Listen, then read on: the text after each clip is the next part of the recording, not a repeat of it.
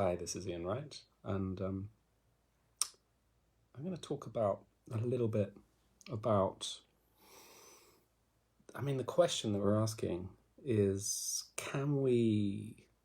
first of all, can we change, but can we rewire our brain in anxiety? And I'm going to discuss that at some length in terms of the mechanics and the neurobiology and the neurology of the brain in anxiety disorders. Okay, so who's this for? This is really, this is one of my kind of talks for practitioners primarily, but I'll try not to make it too complex in terms of the kind of neurobiology, etc., so it's manageable. But yes, primarily for practitioners, but you could get something out of this if you or people you know suffer with anxiety. Normally I teach pediatrics, cranial, osteopathy. Been doing so for a long time, 25 over years, and currently involved with pediatrics courses in Italy, Ireland, UK, Brazil, etc.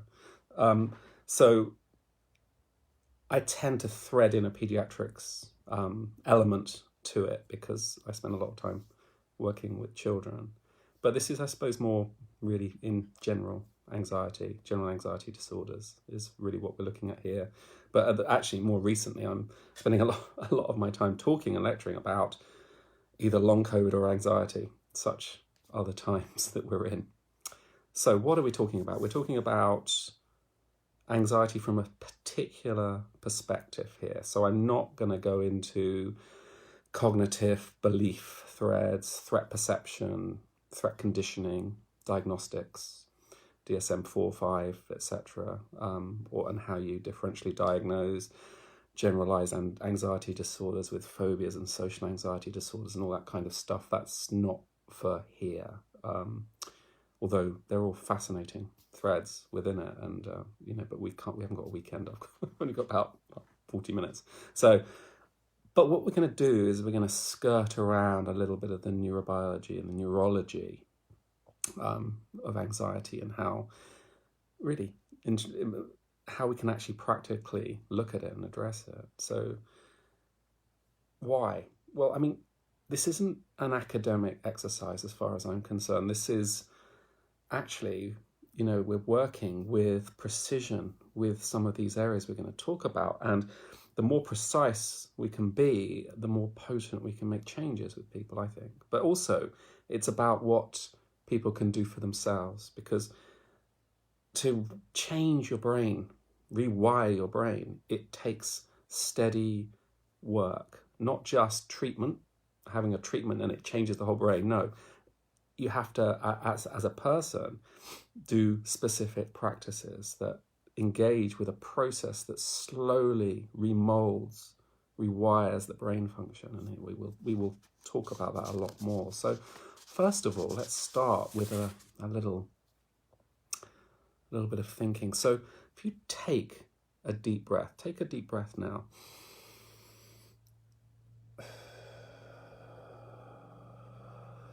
Now, what you're doing when you take a deep breath, this is involving the executive function of the brain, as in the conscious executive function, prefrontal cortex, really, overriding more of the vegetative function. So a natural unconscious breathing becomes conscious.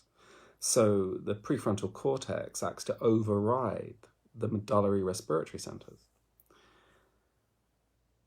So that is quite important in what we're going to look at. So we have vegetative control and then we have executive control of the brain. So in general, the left side of the brain is more verbal, gives meaning to our senses. It's about categorizing, it's about problem solving. It organizes information, explains experience. It tends to inhibit the right side, emotional side of the brain, and that's going to be important. The right side in general is more non-verbal recognition, emotional memory, it tends to allow us to read emotions in the face. Cadence, rhythm, regulates also the Hpa axis. We'll talk about the Hpa axis, hypothalamic, pituitary adrenal axis. So the prefrontal cortex is about conscious attention. It gives meaning, executive function. The left side is, again, more verbal, puts words to emotional experience, brings consciousness, regulation. It overrides some of the lower cortical structures like the limbic system, which we're going to talk about. The right side, again, non-verbal, melody, facial expressions.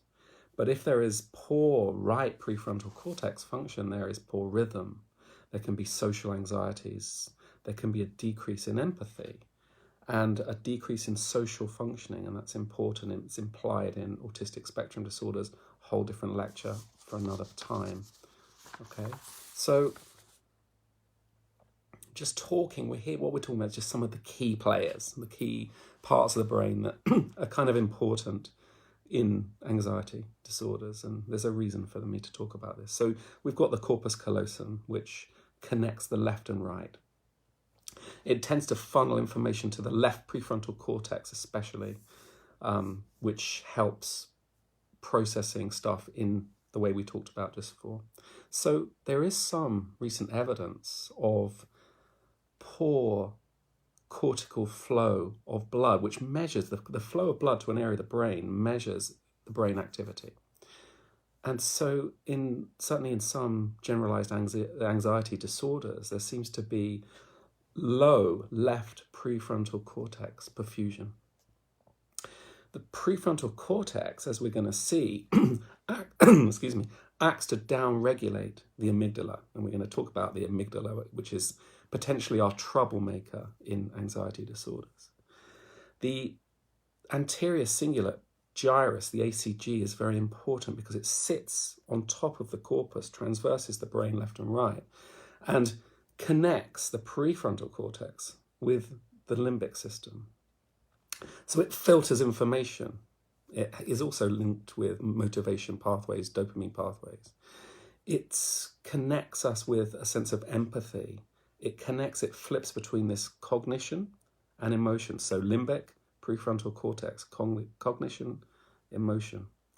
And so it is really important in sensory processing and self-monitoring. It's very important in our work where we are processing what we feel in the sensory work, if we're doing hands-on work. But in anxiety, it can lock down and allows us to go into a pattern of looping thoughts.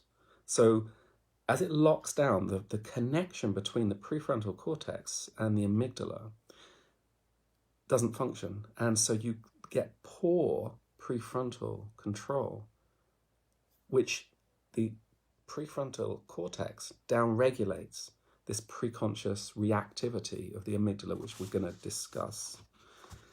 So we have some players in here. Now, let's talk about, in general, the limbic system. So this sits as a ring, sits on top of the upper brainstem. So it regulates emotion and memory, mainly. So it integrates incoming stimuli and initiates rapid preconscious responses, especially precognitive responses, especially, of course, the amygdala. But the limbic system is not just made up of the amygdala and the hippocampus memory process, but it includes some of the thalamic nuclei and the hypothalamus. So if there is poor serotonin function supply to the limbic system, or there is an enlarged amygdala, which we're going to come to, there is poor emotional filters and tends to lead to chronic anxiety. We'll talk about that. So the thalamus is this relay station. This is the relay station between our senses, visual, auditory, feeling senses, and one synaptic junction, a quick jump away from the amygdala. So you have sensory information relayed via the thalamus straight to the amygdala, only one synapse. And that gives us this pre-conscious reaction to sensory information. So the thalamus is actually also quite important because the thalamus sets the brain wave tempo, and I'm going to talk about that later in terms of the treatment for anxiety and brain waves, which is a kind of quite an interesting connection.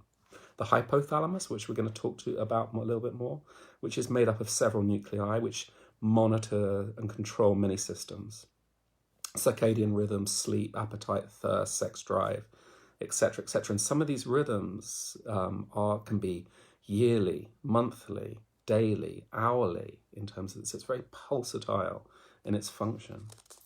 So when the hypothalamus is activated by the amygdala, this initiates this HPA cascade in anxiety, the hypothalamic pituitary adrenal cascade in anxiety disorders. We're going to talk about that. Let's talk about the amygdala.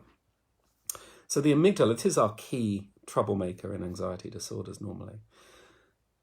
It's the brain's early warning system.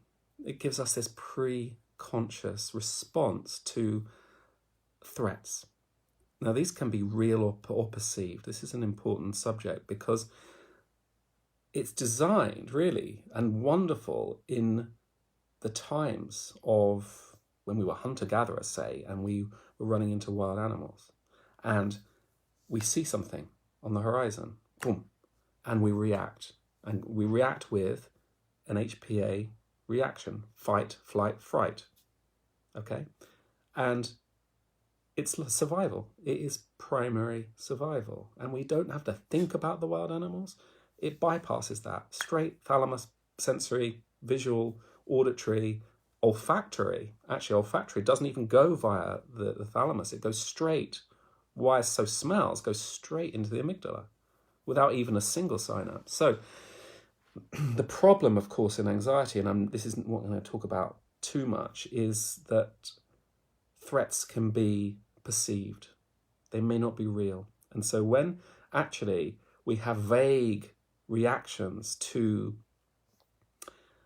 perceived threats, it gives us exactly the same response physiologically as if we see a lion or a snake. Same response physiologically. Okay, that's where it starts to become a problem. So the amygdala gives us this alertness to subtle changes in our environment. And what it does is it assigns emotional significance. For example, is this a danger, or is this a threat, or is this okay? And it sets up that HPA reaction, prefrontal modulation. Links also directly to the respiratory centers in the amygdala, the pontine nuclei, and can create a reaction also not just in the Hpa axis, but in the pontine nuclei, giving us norepinephrine, which has an effect on blood pressure and vessel responsiveness. So it's not just through the Hpa axis. Okay. So if the amygdala is overstimulated, okay, especially early on, what happens is it wires more. It forms more and more connections and wires itself up, and it literally grows bigger. It's literally bigger in anxiety. So as the synapses form, they grow, they get facilitated. The actual amygdala, when it's hyper-reactive, feels like it's buzzing. So there is plenty of clear evidence of an increased volume in the amygdala in chronic anxiety disorders or general anxiety disorders. Cortisol stimulates this. So you've got this perceived threat that triggers this preconscious reaction, initiates the fight, flight, fright response. But these days it's more vague. It could be, what's a perceived threat? A perceived threat could be concern about money or some vague biofeedback connected with a belief system linking us with a sense of not feeling well in ourselves. So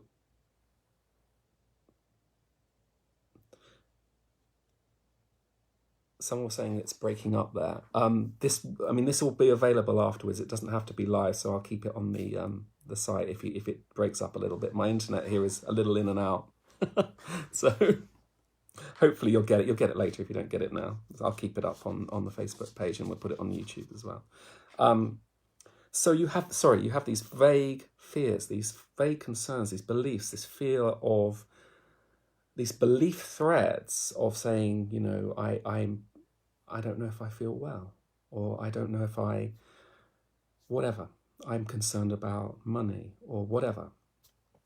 And it sets up this pre-conscious response in the amygdala. Then you get that cascade through the Hpa axis and through the other brain centers that give you a reaction which creates anxiety. I'm not going to talk too much about perceived threats, real threats, and threat conditioning, because it's a huge subject and we're going to stick to this at the moment. Just want to talk about a couple of other parts of the brain. The hippocampus. The hippocampus is really important in anxiety because the hippocampus acts to map events in space and time. It creates context. It relays information, for example, from the day's events to the prefrontal cortex, the left side, for storage. And it does that during REM sleep. Interestingly enough, in anxiety, you have decreased REM sleep, which means we get decreased contextualizing of information. In chronic anxiety, and especially it's a very clear reaction to cortisol specifically, which we'll talk about, the hippocampus shrinks. So what we have in anxiety disorders is a shrunken hippocampus and an overly grown amygdala, which is a problem. Let's just talk for a second about the Hpa axis.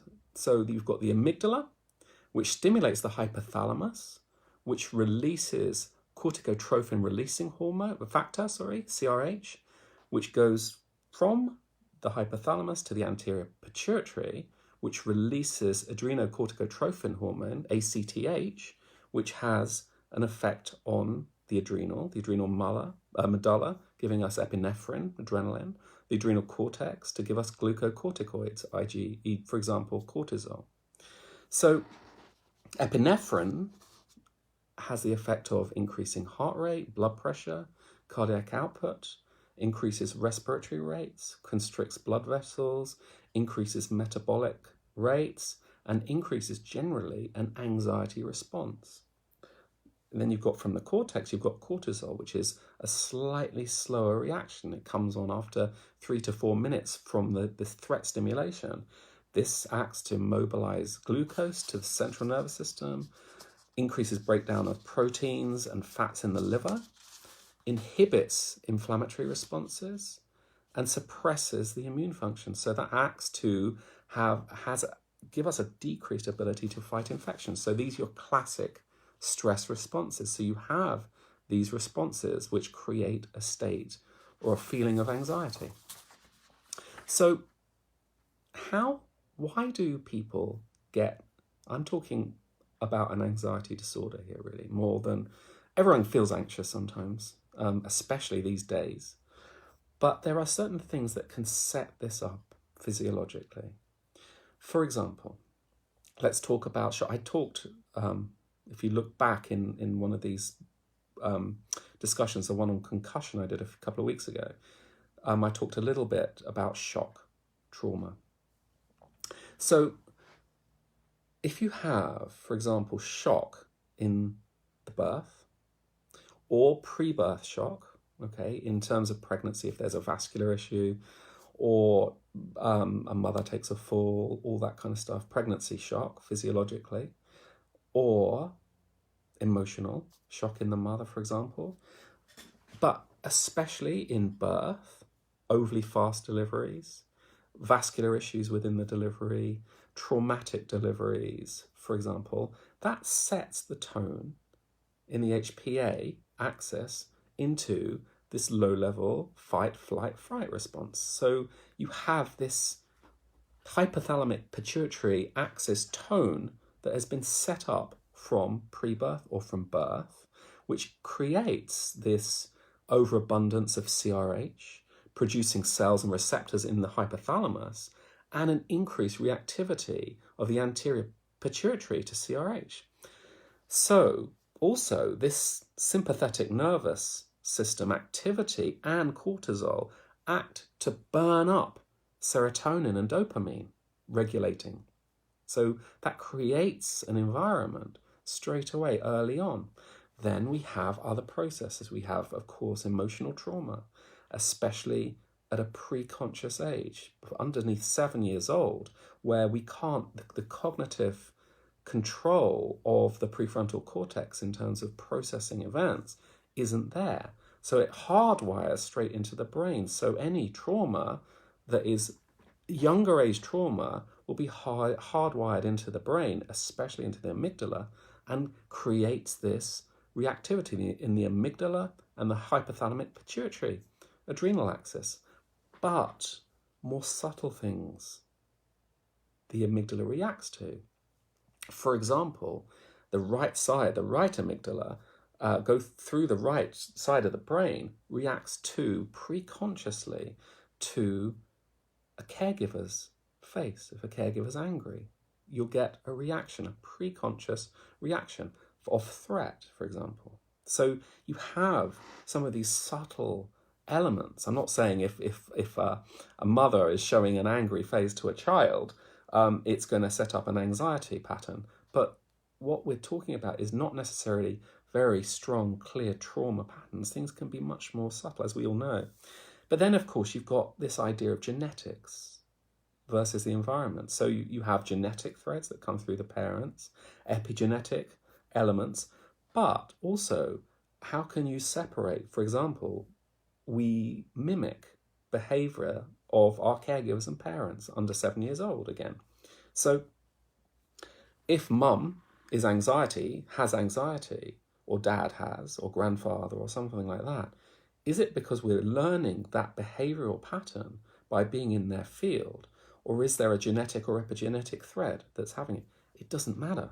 We still get the response. So what is anxiety? It's a general feeling of overwhelm. You actually feel fear. We all know, everyone's felt anxious at some point, and if we haven't, it's a problem, because it's a necessary response. It's a response to perceived threat that gives us a reaction, and it can save our lives, okay? But most people, unfortunately, not most people, but a huge amount of people go around with low-level anxiety. And then we have specific phobias, general anxiety disorders. But anxiety, I'm not going to talk too much about children, but when I was first practicing 30 years ago, working with children with anxiety disorders, I say this all the time, the children I would see with anxiety would be teenagers, and teenagers, there's talking about the prefrontal cortex totally rewires in a teenager. So it's a great opportunity. It's a great time for anxiety because of all the different things, the hormones, the prefrontal cortex function, the dopamine functions changing. And you've got all that social anxiety elements going on. So the teenager has everything, but it's a great opportunity to change the wiring in where there's a tendency for anxiety. But I'll talk about teenagers and transitional. I'm going to do a talk on transitional opportunities in children, which I think I'll talk about that.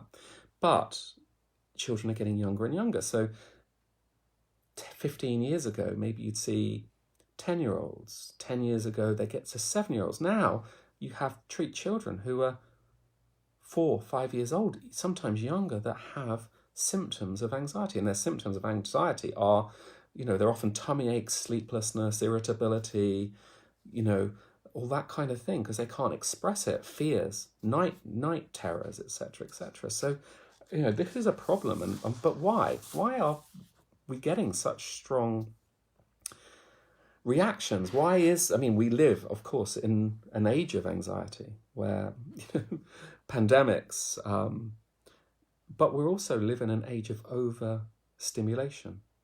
Our nervous system, our sensory input, which is coming straight through our senses on every direction, is having to be processed by the thalamus and being straight down synaptically straight down to the amygdala. So we're getting overstimulation of these parts of our nervous system. So it sets up a tone in the nervous system. The Hpa axis is reactive, the amygdala is reactive. And so the background tone is so high naturally. And so you've got that. Then we have specific triggers. You've got social triggers.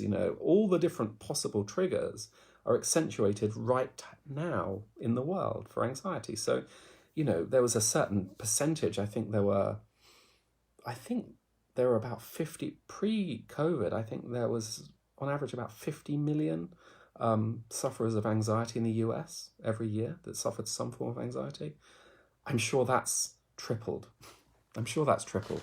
In the last year. So it's a massive thing. And, we work with this on a daily level. Okay, enough of what has caused that. How can we change this? How can we actually rewire our brain? How can we do that? How can we downregulate these facilitated amygdalas? Downregulate this HPA response? Okay, so let's just talk about some of the potentials here. Now, osteopaths and CST folks will understand and talk about the CRA, the cranial rhythmic impulse.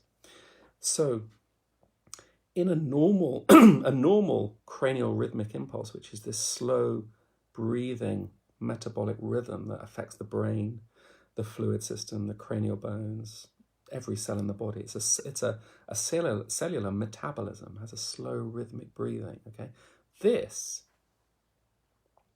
is when someone, a wild animal or a child, or someone who is in a quiet state of neutral, their rhythm, this CRA, is 2 to 3 cycles a minute. Okay. This links up with maybe a high alpha brainwave. So when wild animal is in distress, they're in a physiological distress, their CRA goes up to 8 to 12 cycles a minute. This is high beta. Brainwaves can, not always, but links up with beta. Okay, so now then you've got the slower rhythms, the long tide, which is theta brainwaves, which is 100 seconds. Okay, so you've got that slow, very healing, rhythmic response. Okay, so the first thing that we can do is bring someone into a state of neutral, where they can go from this state of physiological distress, this 8 to 12, down to a normal rhythm of 2 to 3 cycles a minute for this cranial rhythmic impulse. Or in an even better way, we can go down and take them more into the long tide, the slow tide, which gives us this 100-second rhythm. So very simply, if you're a practitioner, by bringing someone to a state of neutral and allowing them to find a state of neutral in themselves is a beginning point of bringing someone out of a state of distress. And what we're trying to do is allow this person to find and re-establish themselves in some of these slower rhythmic cycles. Okay, and that's a very simple thing to do, to get someone to find a degree of neutral. You can do it through breathing. You can do it through treating. Okay, so what we want to do, though, on top of that, is to allow someone to develop a relationship with a place of peace, a place of refuge, where they can come for themselves to using their attention, where their CRA comes down, where they can develop a relationship to their own neutral, develop a relationship to their own potential for stillness, where the HPA down-regulates and that looping stops. And there's a variety of ways of doing that. So, for example, mindfulness-based practices are very good. Sometimes people, when they're anxious, find it very hard to do mindful-based practices. But once they get over that, those practices are actually very, very good. But, for example, this is researched evidence-based loving kindness practices of Tibetan Buddhism. May be happy, may be well. May I be happy, may I be well. Are proven very much easier to do, are proven to downregulate anxiety. Then you've got CBT, cognitive behavior therapies, which again, they act because they're bringing in that prefrontal cortex function, can be helpful in actually allowing that cortical control. So they're not being overridden by their limbics. That's another one. So actually, this is an interesting one. I have this course called Anxiety Breaks, which is basically, it's the online course where people go through an understanding of what anxiety is, and then they learn simple anxiety breaks, very specific breaks which act on the prefrontal cortex, stimulate the vagus, for example, etc., etc. And then part 3 is about developing a practice to actually rewire the brain, because in the end, people have to do it for themselves. You have to actively pursue a practice, a meditative practice, or the anxiety breaks ones are very specific practices to work with the brain. And what's been interesting about that, because I designed that, I wrote it as a book, and then actually what I did is I put it as an online course because people wanted to hear me talk it through. But what's happened recently, which I find fascinating, is practitioners are using these techniques from the anxiety breaks with their patients, especially in these times where we're doing stuff over video, over the internet, and actually taking people through these practices and learn, because there's 36 practices and each build on the last one. So they learn to work with their clients or patients to work with these techniques. And I love that. I think that's wonderful, actually. And I hadn't even considered it, but it works really well. So I'm not going to talk about that. If you want to find out about the anxiety breaks, just go onto the Dynamics of Stillness website and I talk about it in depth. But as practitioners, we can be very precise in downregulating, for example, a facilitated amygdala. We can work with brainstem facilitation, calm down the adrenals, get the person to find neutral, take them into the slower rhythmic rates, the tide, allow the tide to come and take this person into a place of healing, a slow brainwave function which acts naturally to downregulate that response. And so we have a huge role, I think, as practitioners in working, especially with children, because it's patterning in, but with adults to actually, and for many, many years, I've worked with very severe anxiety, where you have to work steadily to downregulate these responses in the brain because they're hardwired in.